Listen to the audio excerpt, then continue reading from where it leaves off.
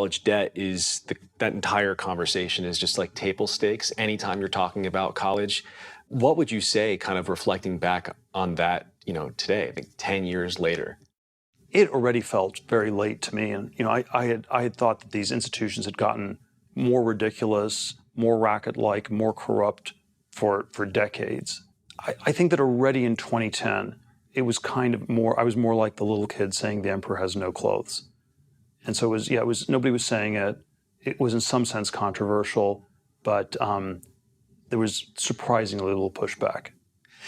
And then, of course, the colleges, it was just on autopilot, and it kept going for another decade. And student debt was $300 billion in 2000.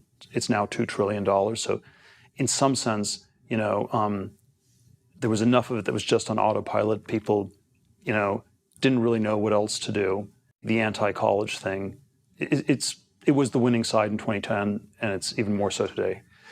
And yet it seems like people are still going.